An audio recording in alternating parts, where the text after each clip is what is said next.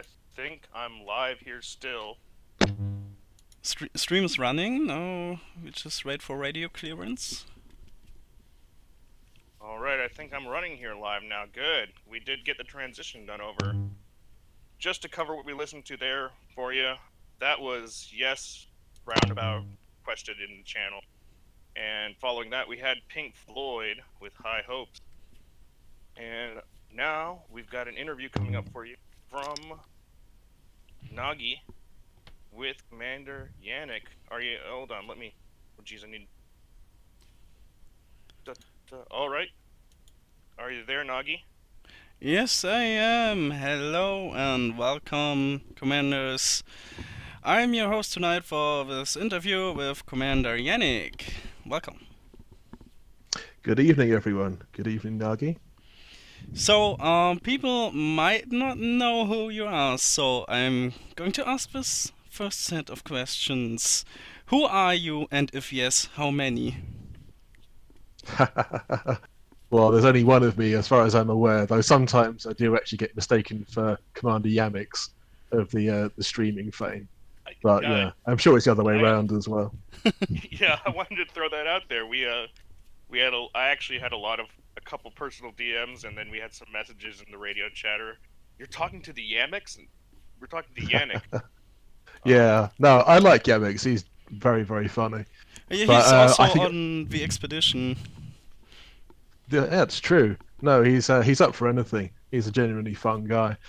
I've not met him in real life, but yeah, I do love his streams. But no, myself, I'm an explorer primarily, and I suppose I'm known really for being an explorer. Probably been in the game a bit longer than Yamix as well, probably since December of 2014, since the public release of it. I think I'm best known. How Sorry. exactly did you get into the game? Okay, this is probably going back a little bit and probably shows my rough age. But I first got into Elite games generally, from Elite 2, Elite Frontier, which a few of you will probably know. And that was my sort of first sort of Elite game. I've been a big fan of space games for a long time, so playing this sort of seemed a sort of a logical thing to do. I was waiting for years for another Elite game to come out, and here we are. So it was kind of the obvious choice for you. Oh, very much, yeah. Anything with space in it usually grabs my interest anyway. So, and I can see you are flying a Crate Mark II. Why exactly did you choose to fly this one? Well, it seems sort of the best balance of the things I wanted for such a long expedition. It's got, good sort of pace and maneuverability, and I could fit a fighter bay as well as an SRV bay for a long run, as opposed to some of the larger ships, which sort of don't really turn and super cruise that quickly. So for me, it's sort of like the optimum between all these different things. So which fighter you got?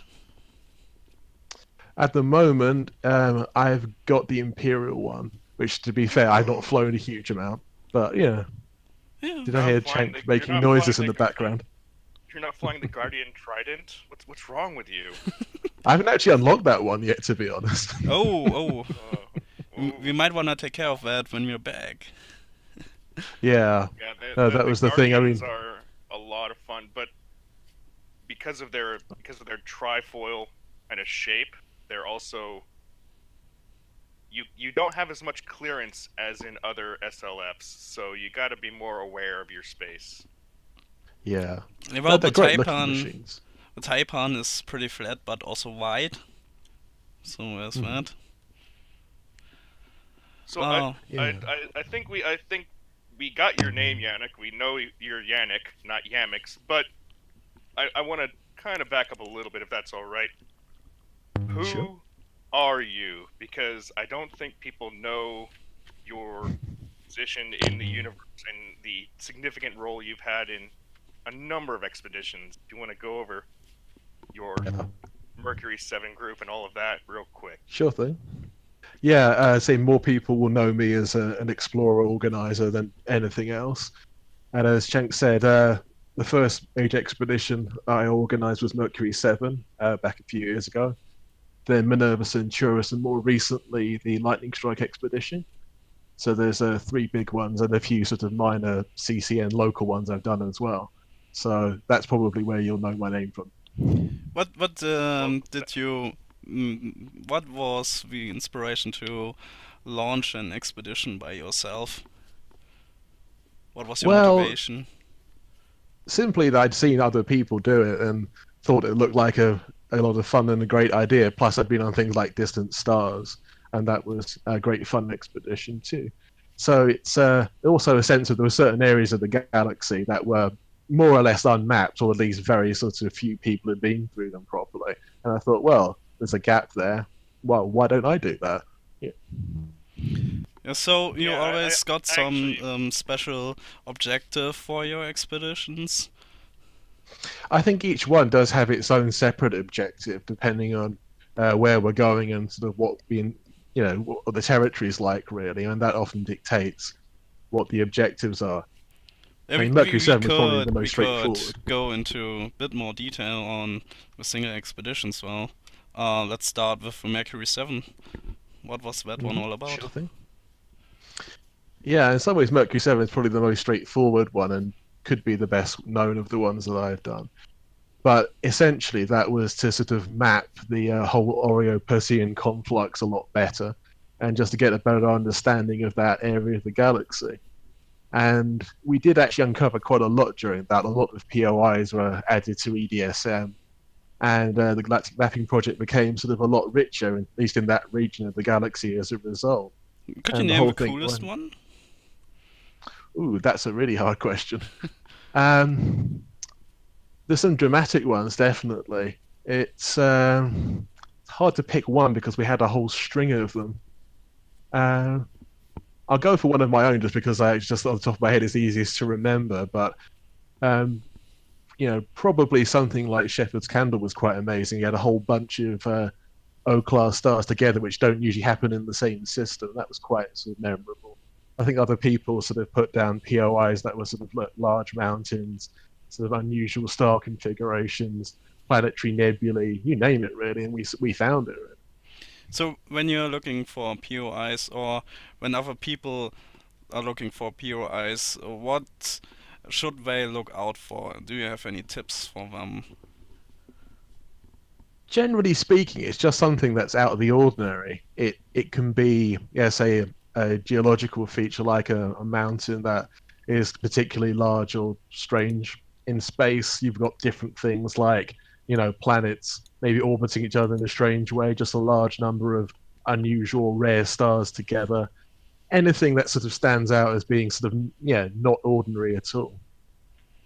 Something special. Yeah, I was going to point out that on your other expedition, Lightning Strikes, which I was fortunate enough to be a part of, and that's how I met you, again through Nagi, who keeps dragging me along on all his shenanigans. And I thought that was interesting because everybody always knows, oh, Bubbled Colonia, it's mapped, it's done, it's gone.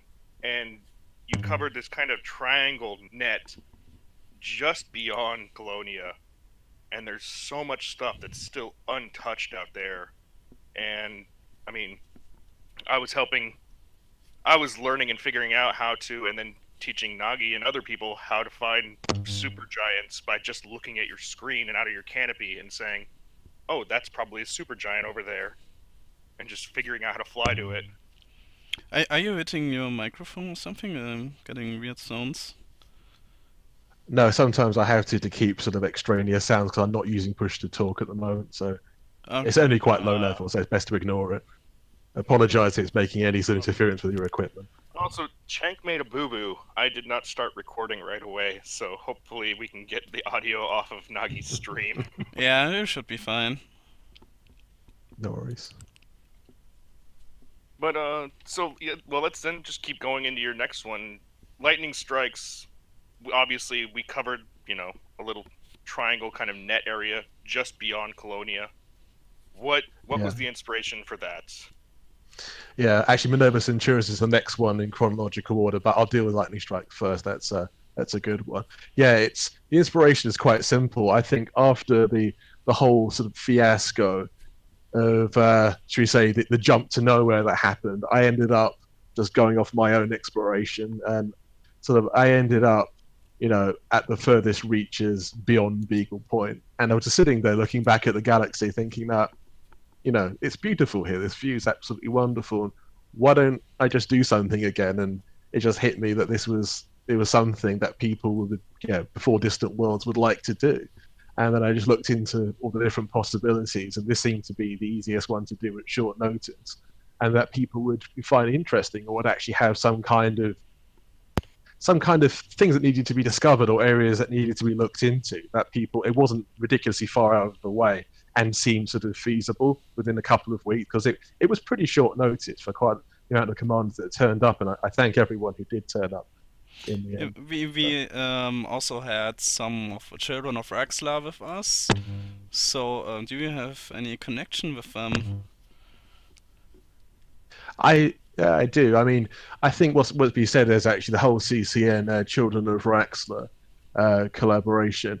These are organizations that have a fair amount in common. They're not obviously the same thing, but there are certain overlaps, especially when it comes to sort of exploration and charting the unknown, and generally sort of standing up for the little guy, I think. So it seems sort of a logical collaboration, knowing people from both, and so therefore both organizations thought it seemed to be a worthwhile collaboration, and maybe we'll see more of those things in the future, not just from those, but from the other different groups coming together to do these exploration events.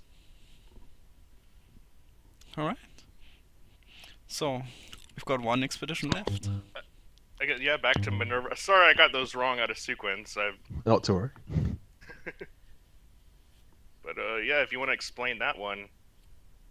Okay, that one it's similar to Mercury 7 in a way, but though somewhat longer and does a completely different section of the galaxy. But the idea for that one was, again, to sort of map out a place that hadn't really been that well visited or that well charted. That was a longer expedition, and it was more of an endurance event than Mercury 7. Sadly, we didn't really find as much as we did on the Mercury 7, but that's just more to do with the fact that area of the galaxy in the sort of eastern half of it, as it were, just has fewer big discoveries. There are probably small discoveries still to be made, but there aren't that many massive nebula or the other things that you tend to see in a sort of more heavily populated sort of western half. You just look at the galaxy map and you can sort of see that, but these things are worth discovering, because you never know until you go to a place what it's really like. All right. Oh yeah. And definitely. when you go and start an expedition, and can you tell us how exactly you do that? How do you set an expedition up? How do you organize it? How do you get it running? Okay, well, the first thing is just to have an idea of where you want to go, what you want to do, and that being the first thing, and maybe have a look onto the things like the EDSM galactic maps are a very useful resource when it comes to these things, just to see different parts of the galaxy, to see what's what and where, maybe areas that haven't been explored very well. Maybe you're looking for a particular kind of star. I think there are expeditions that have done that. Like the Land of Giants, for example, went looking for supergiant stars, as I remember. But yeah, just have an idea in mind, have a sort of rough idea where you want to go. Then after that, the best thing to do is to try and maybe ask anyone you know in the exploration community what they think of it. If you get more interest, then maybe approach people like EDSM, because they will actually put up your expedition on the site. I think you have to have a minimum, though, of about 30 sign-ups already to do that. But as an intermediate step, it's probably a good idea to go to the Frontier forums and the exploration sub-forums, which is a great place anyway. Lots of great information, lots of good threads, lots of excellent resources in that, and show what your idea is to the community, show some initial ideas, say what you're about, where you're going, what your objectives are, and people will start to become interested, hopefully. And from there on, you can build up and spread the word around. And obviously, the more people you talk to, the word will spread further and further. And maybe talk to bits of internet media. Obviously, I think that Distant Worlds Radio isn't going all the time, but the live radios of this. Oh, we will try. Community. We will try to keep it up after the expedition. we're getting more and more, and we won't talk about it here, but our DJ host count is growing exponentially already, and it's getting impressive. kind of ridiculous. So there'll be another in-group talk show about that, possibly this weekend as well. But Yeah, that's tomorrow. not to be announced today. Oh, that is happening. That's official then, is it? That's yeah, good. we've got a few Yeah, you people guys are already. doing well. Maybe not everyone, but still. All right. So, well, I have a question then, I think Yanick. that you mentioned that 30 people threshold. I think that one was for the Expedition Hub on the forum, because I've seen popping up expeditions on EDSM and reaching that threshold later, and Actually, I think you might be right about that. Yeah. No, you could be correct about the threshold. You're right. I think I may have it mixed up for the Expedition Hub. I may ask Anne for that. Yeah. Yeah, well, no, you could be right. Actually, they can be put up on the EDSM, but if it doesn't get 30 people, it won't go on the hub, and there is a certain limit it has to reach within a certain amount of time as well. Otherwise, it can't be considered an EDSM expedition either.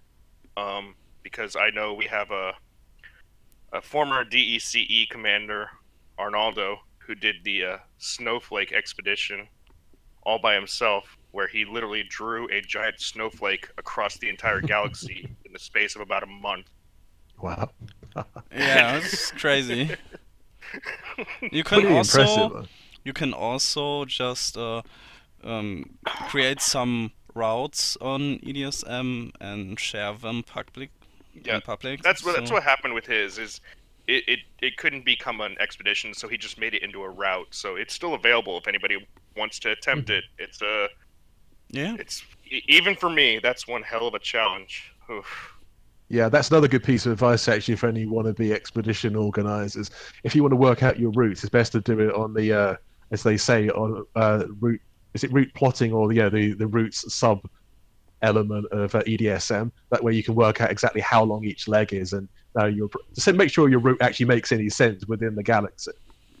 That's a kind of a key part of this, because obviously if it doesn't make any sense, you don't want to get like 10,000 light years into deep space and find out that you can't cross a certain gap or whatever. Yeah, also EDSM obviously only has those systems that are already uploaded, so you may not be able to just pick a random system anywhere and put it on there because it's not uploaded yet, because no one has ever been there. Absolutely. At least on PC. That's true. But that's why we're out doing what we do, to increase that from 0.5% to 0.6 of the galaxy explored.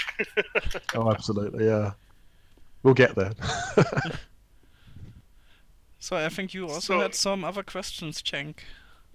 Yeah, well, since we are talking with someone who's done his expeditions and led a couple himself, as someone who was then interested in going to be joining Distant Worlds 2, were you able to consider the scale, and what do you think you would be able to organize something as massive as what this has become, with 13,000 members now signed up? Well, yeah. I mean, I'd like to think the answer was yes, but unless you do, you never really know, I suppose. I mean, let's put it this way. I think the staff, let's include you guys on that number as well for Distant Worlds, has got to be about 50 people minimum, something like that. But it's like on a scale that's so far beyond anything I've done, so it is kind of mind-boggling. I think the biggest number of staff I've had on an expedition is about 5, and that's including me. So Yeah, they increased the numbers greatly with new helper role and also a lot of new banhammers.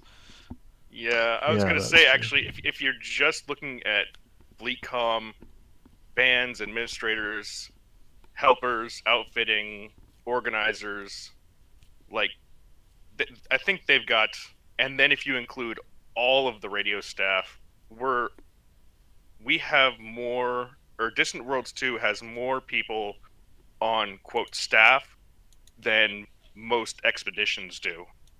Yes, that's absolutely true. I mean, I think the boggling part of this is the Distant Worlds. I signed up on the first day. It was public. Distant Worlds 2, that is not one.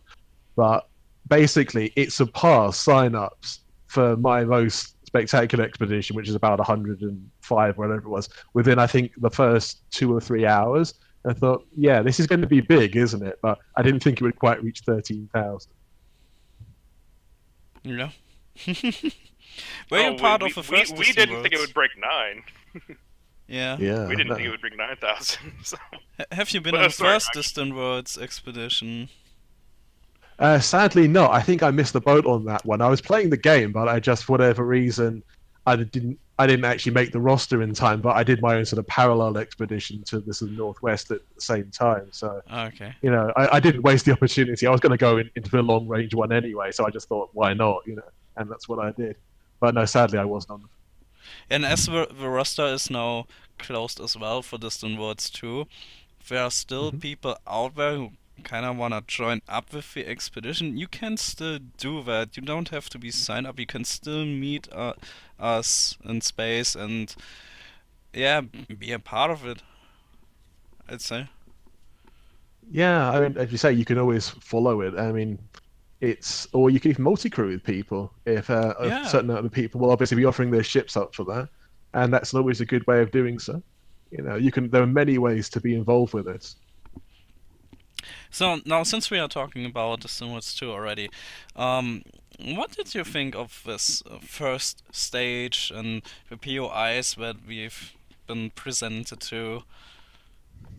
I think it's all generally, in terms of the planning, it's gone very well. Obviously, the launch was sort of out of the hands of the organisers in terms of the way the servers went. But that's they couldn't have really foreseen that. This way out of their control. But as you say, the POIs, they're all excellent. I mean, I think they're all good. There's some ones I've not even been to myself before, but I think if it continues like this, it should be great. Obviously, different regions have different numbers of POIs in them and different kinds, but they're all of a very sort of good standard. And I like the map as well, particularly. I think a lot of people have commented on this, Obsidian Ant being one of them.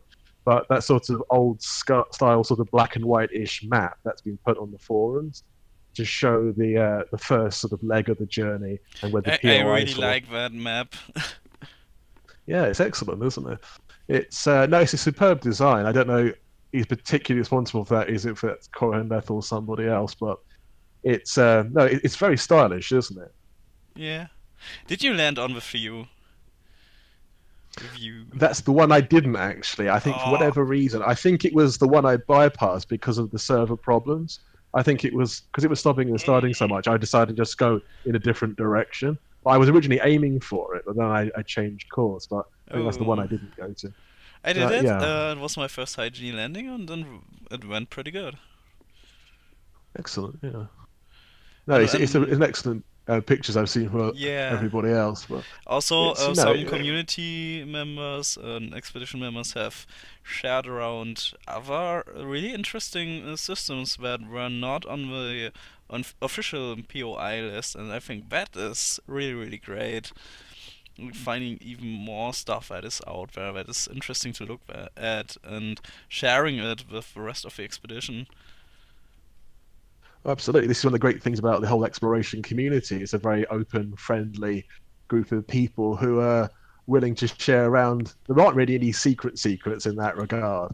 Everyone's very open about their information. It's like, oh, look at this history that I just found here. And like, check this out, guys, and show them pictures and show the location of it. But yeah, absolutely. I saw someone sharing a picture where he was on a planet with his SRV, and he wrote DW2 with his SRV tracks, and they were purple. And I was like, dude, what did you do? How did you do that? And he was like, yeah, that's just the planet. And I asked him for the system name, and he gave it to me, and I still have to check that out. Yeah. It's all going very well so far. I think the whole expedition, and there's so many different facets of it as well. I know you've got all the different subgroups as well, like logistics, scientists, and sort of. I'm signed up as a scientist, but so far I've not really delved into that too much, considering it's very early days still. We've got months of this still to go, so there's definitely plenty of stuff out there. Also rushed a bit to get into the waypoint in time for the community goal. Yeah, I know that was a big thing. A lot of people were a lot of new people were rushing the first week, but also even a lot of experienced commanders were just like, I want to be there, so that as soon as the mining stuff drops, I can refit and be ready for the community goal right away. Yeah, exactly.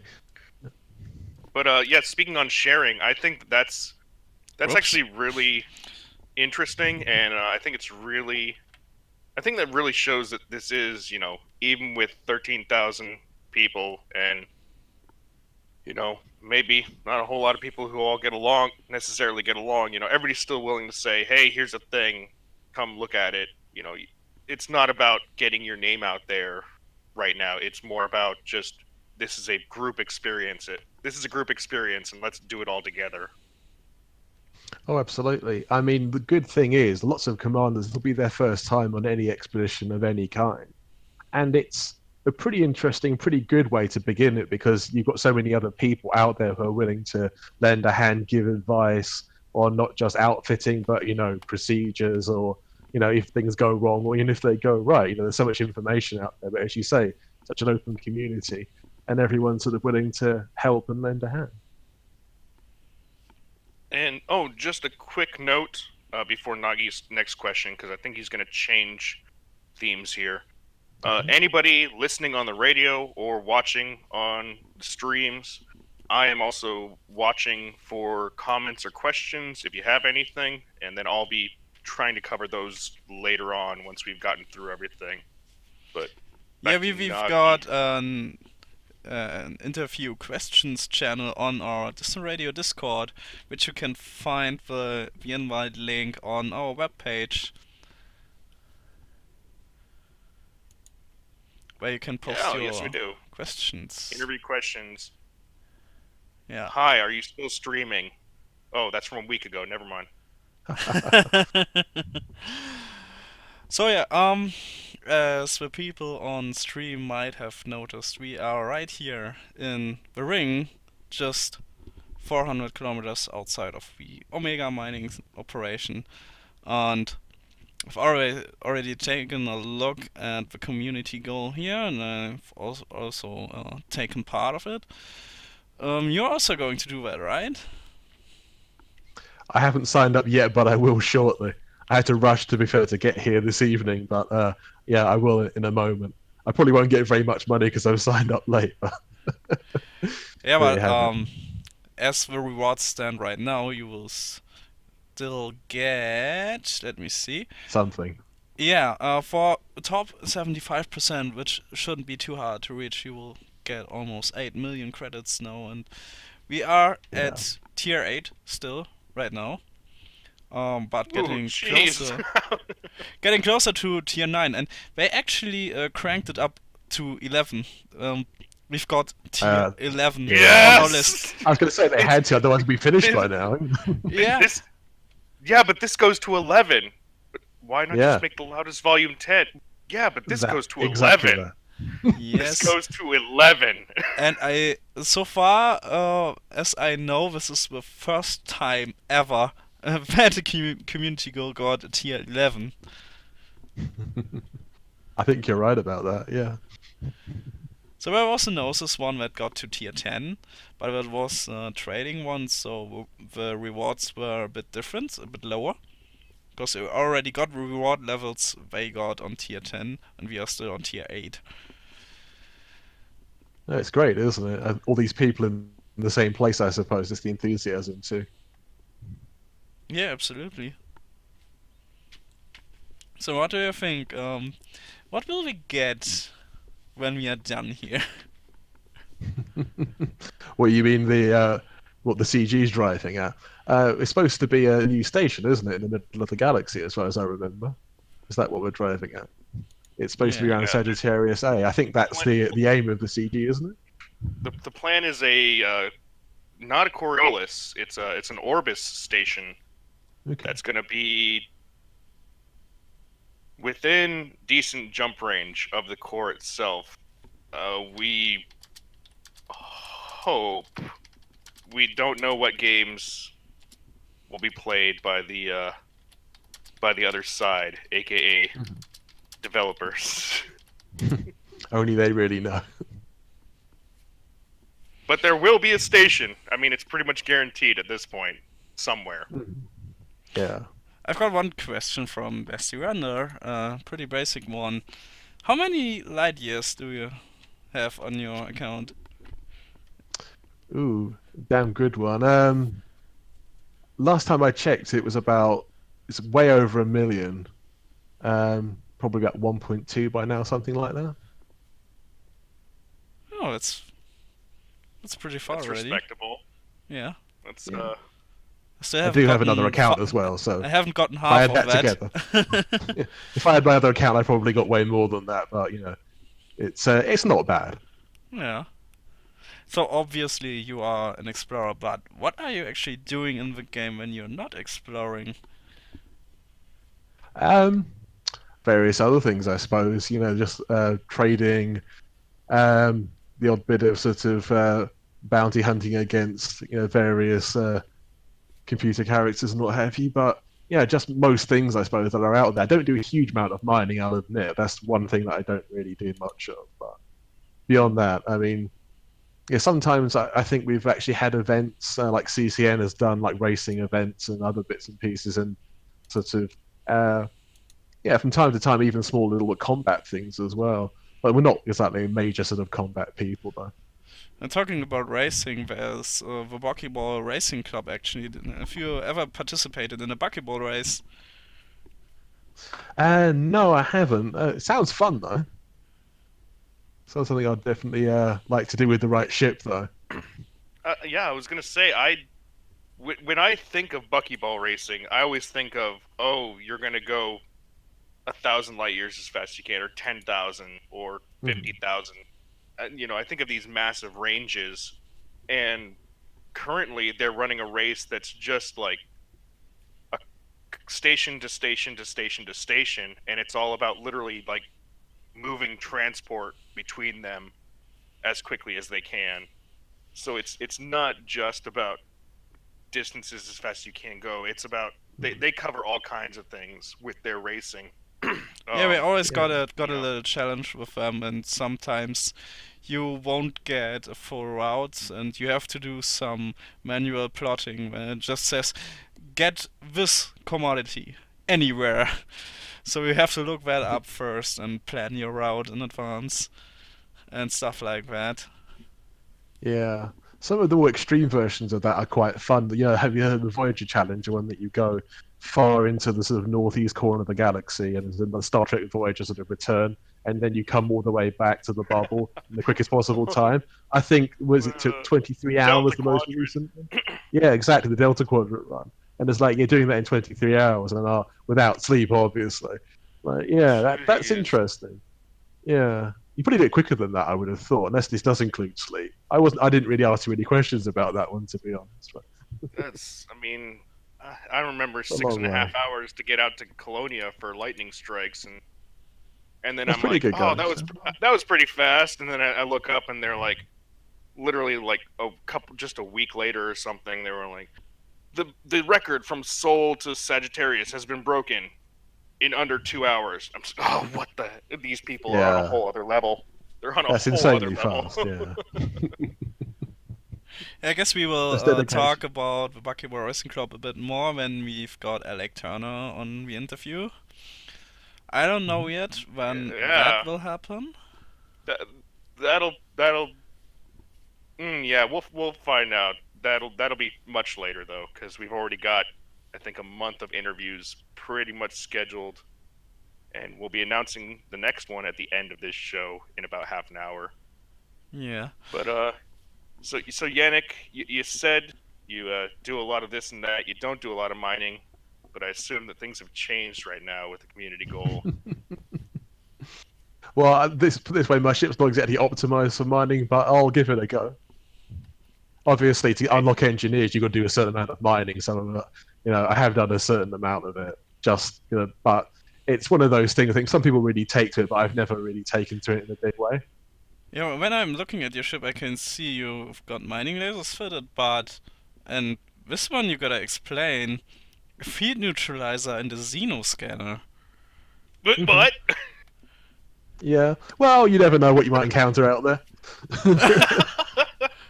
Always prepare. This is not for the CG. This is just generally ship equipment for distant worlds. So we got a Boy But it's Scout true. here. Somebody's prepared. Think about it this way: the devs, because a lot of them are interested, and some of them actually have come on this expedition.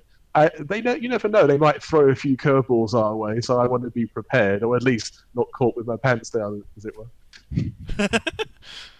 Oh, well, actually, that was an interesting point. With the Codex release, is everybody always knew they were like, oh, from the bubble you fly 1,000 light years east. That's Guardian space. You fly 500 light years southwest, that's Thargoid space.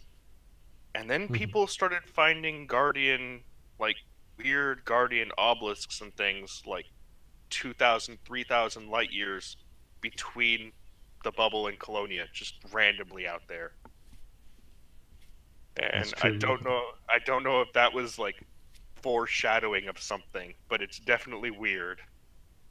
It is interesting, isn't it? I don't know how much of this has been put into the game a long time ago, or just happens to be discovered now, or has been sort of recently inserted. But either way, it's interesting. As you say, you wonder if it does foreshadow something bigger, or is it just merely parts of a puzzle that we're still sort of really only beginning to understand, I guess a question from Kiro Fox regarding with you, because it got a gravity of 3.3 Gs, and many commanders apparently have crashed there. So, is there any advice for those poor blokes, as he says? Well, for high G landings, there's only two bits of advice anyone should ever pay attention to.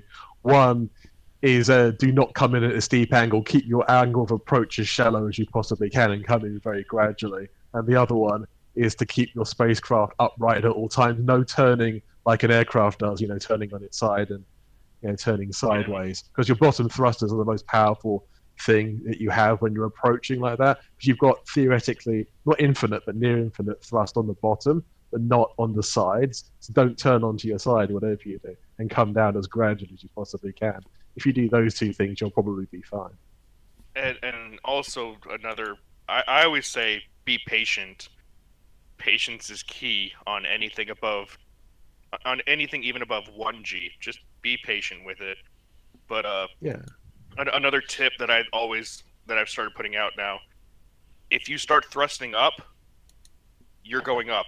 Don't let go, because if you let go of your up thruster and you have flight assist on, it will turn on your your dorsal thrusters to try to cancel that out.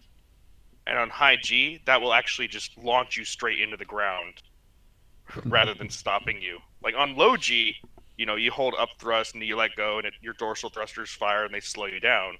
But on high G, you let go of your up thruster, dorsal thrusters fire, and they just shoot you straight down into the ground as fast as they can. So just never let go of up. If you've chosen to push up, never let go. You're gonna have to come back around for another try. Yeah, that's I think a lot of the reason that on expeditions people pick for meeting spots low G worlds, or at least less than 1G worlds, so the risks are mitigated for those kind of approaches, because you don't want too many commands going bang before they've even reached the landing spot. Yeah, and especially like on something like this where we do have even experienced commanders, there are people flying without shields, which is Kenny's #1 advice. Always fly with shields. People flying without shields, Yeah, we have been without shields on lightning strike. But that was landing strikes, and I was tired and crazy. And yeah, me too. I was on a keelback. Even scraping along the ground with no shields on low G will damage your hull. Yes.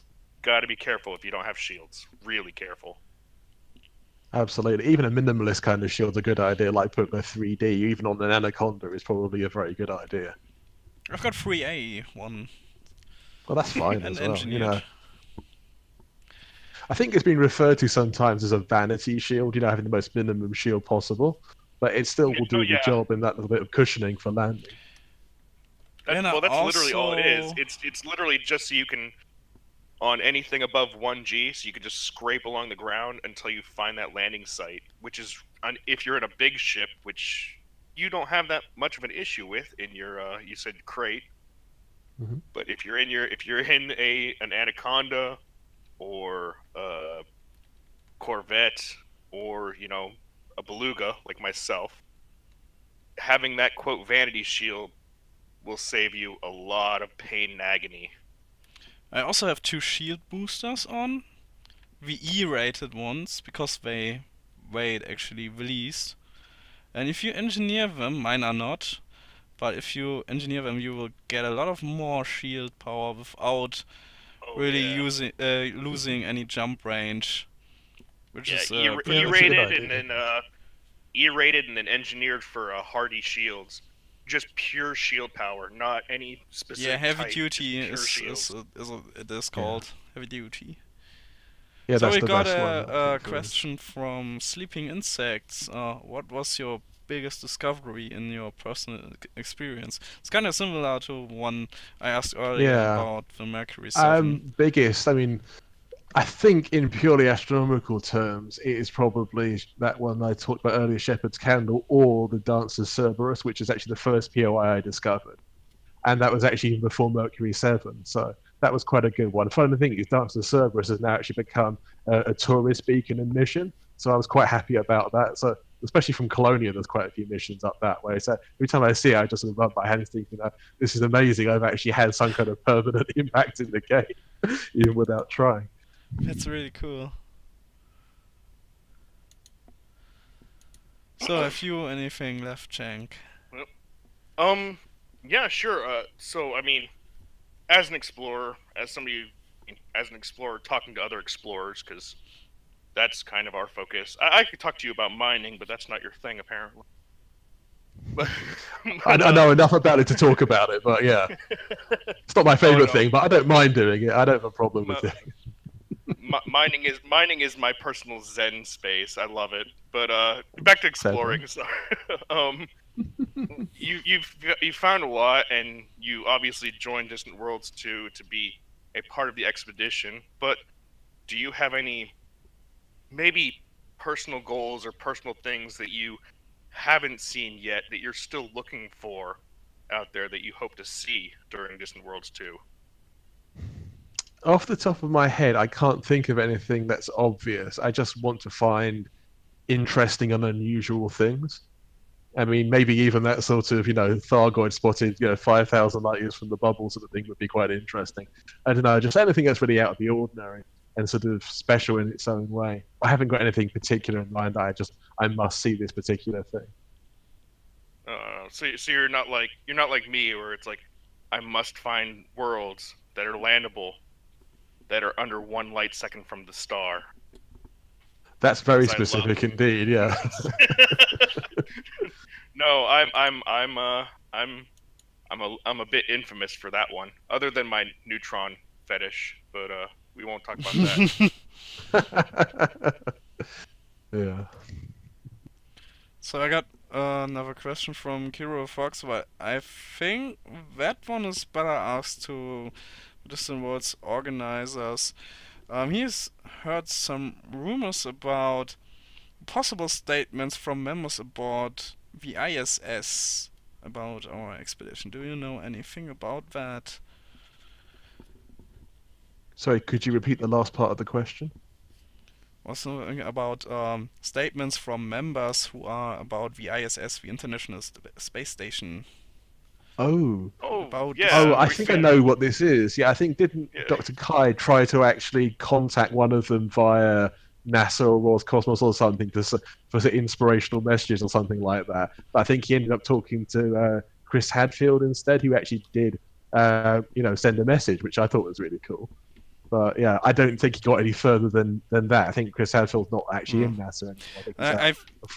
As far as I know, Cohen will try to get a mug somehow on board there, or a patch. This one was 2 patch. Oh, cool.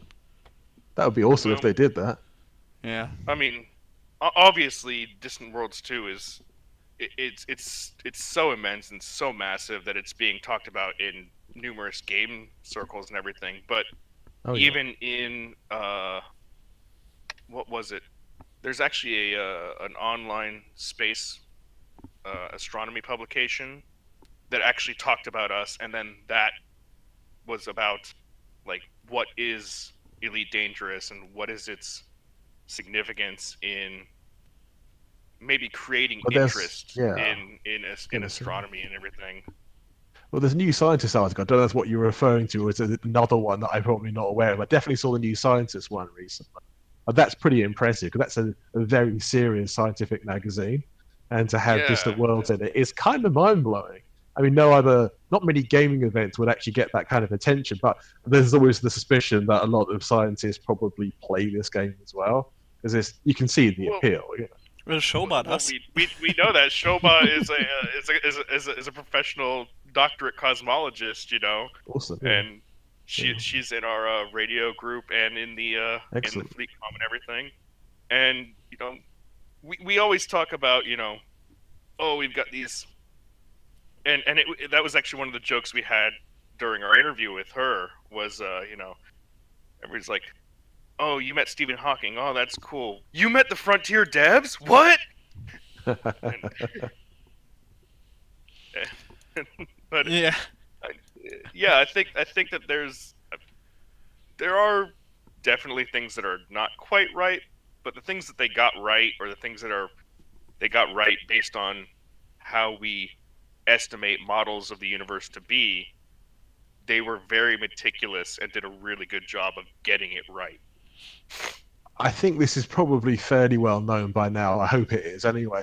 But the guy from Frontier who was in charge of the whole procedural generation in Son of Forge, he did a talk at FX17, which I saw, and he was talking about how I think he actually was a PhD cosmologist by training as well, but he ended up in games development, and he used that knowledge to then obviously generate the game as you see it. So this is obviously basing it on as close to the cutting edge knowledge of cosmology as we possibly can about planetary, stellar, galactic formation and galactic evolution.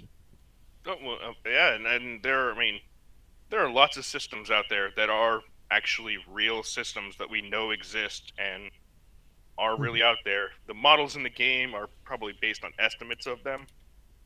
Yeah, this Nebula here, for example, someone a few days ago posted a real-life picture of the Omega Nebula with a supercluster. It was really interesting to look at. Yeah, there's some times in the game that, especially on certain angles in certain places, it looks sort of super real, and I think that differentiating it, if you just show someone the picture of that, like pick out which one's the game, pick one's the real one, sometimes it's quite hard to tell. Yeah. So, I think we can wrap it up with the last question from one of our listeners now. This one is from Kersner. Why do you believe this expedition is so much more popular than the others? I think a lot of it has down to the sort of legend, really, of the first Distant Worlds. It's something that in its day was sort of beyond the game and getting sort of all those sort of headlines in gaming magazines and some bits of mainstream press. So that sort of followed it around, and that sort of legend itself has grown over time in the game. And that's the thing that makes the most sense, because why that's sort of almost exponentially bigger than the first one. It's anticipation, I suppose, and everyone wants to be part of something big and cool, and here it is. Oh, well, absolutely. I mean, I'd been playing during Distant Worlds 1, like you, but I was very, very casual then. I know might sound weird to hear that from me, but I was playing 1 or 2 hours a week back then. And I was just out in my Type 6 cruising around, didn't really know Distant Worlds was a thing, didn't pay attention to it, and it's probably my only regret, I guess, is not having been a part of that original one. But now I'm here hosting a radio show, Distant Worlds 2. Oh my god, what is my life? It's a game that sucks you in. I think that's one of the main things. Yeah, it really for does. anyone who's new to the game, it's like, warning, this game will suck you in and it will take a lot of your time. Yeah. Well, since we don't, do you have any more questions, Nagi? Or are we gonna close it out here? Because I do have one question that I want to hopefully make a consistent question to close out on. Yeah, okay, go ahead. All right. Well, all right.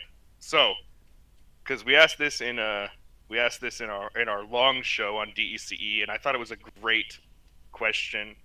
I know it's still early for you, and maybe this question won't be as meaningful until much later in the expedition, but in the ship you're flying now, you're in your crate, is there any other ship that you would choose to take on an expedition of this duration? Because this is, everybody remember, this is, what, 8 to 10 months or something for the entire thing. Is there any other ship that you would consider taking on Well, DW? there were two ships. Yeah, there were two ships that I seriously did consider taking on this, and I suppose the Crate Phantom isn't really a completely different ship, so I don't know if that actually counts, but the other one's the Asp Explorer, just because there happens to be the sort of, almost the archetypal exploration ship, and it's just so much fun to fly. And if you're going to go out for 8-9 months in an expedition, you want to have fun flying. You know, so that's one of the basic sort of criteria, I suppose, at least for me, anyway. So no interest in the massive Anacondas, Corvettes, or Belugas. I did consider the Corvette as a very outside chance at one point, but I've done Anaconda expeditions before, like Distant Stars, and it was okay. It's just not my thing. I mean, a lot of other people love their Anacondas to death, and if it works for them, that's wonderful. But it's just not my thing. You take too long to turn around in Super Cruise. Yeah. I was gonna say, you mentioned at the very beginning the turn rate in Super Cruise, which is everybody's like, oh man, I fly this massive ship. I fly, a cutter or a Corvette or an Anaconda or a Type 10, and it takes forever. And it's just like, I fly a Beluga, the biggest ship in the game, and it turns like a Type 7. Yeah, it's great. I like Belugas. You were mentioning the Crate Phantom, and we got Michael here in one on screen right now, mining a bit. Yeah, he's anyone doing any actual mining around here? Yeah, Michael is actually our boss here on the radio. He got the idea. Kenny wants to shout out the Yay Corvette, and he took my color, but it's okay. I'm just gonna copy him. If you're listening, Michael, just give me the same color as Kenny there, and you nailed it. Well, I'm done on the radio side. Nagi, you're in charge here, so. Yeah, I will close it up by announcing what will happen next. So on the radio, we've got coming up DJ RPG Alex, who will blast you with some metal, I think. And next week, around the same time, we will have our next interview. This time with Polish Dan, the mining department head of Distant 2, and we will talk a lot more about the community goal and mining in general with him. So stay tuned. And of course, a big thank you to our guest Yanick, and this was our first game interview, I guess we could say. Shoba was definitely special, and I think it was a great interview. Yanick is obviously a name that people have seen and probably know, and I want to thank him for coming on, and we just wanted to make it easier for you talking to two people that you already know rather than some new guys. No, thanks for having me, and you're doing a really good job, guys. Thank you. Oh, well, thank you. Good to hear you like it. Yes, so I guess that's it, everybody. Keep enjoying the music, the ads. Yeah. We know you love them. We do so too. And see you next week, at least, or tomorrow at the DJ Roundtable. Yep, I've been Chankk Satome on the radio. And I've been Dr. Nagi. Goodbye. Yanick. or Yanick, you want to Good night, everyone. say? Fly Final safe. final closing words. Come on, it's all you. Oh, fly dangerous, but don't die. All right. Sounds Alright. good. Sounds like a plan. Signing off. 07.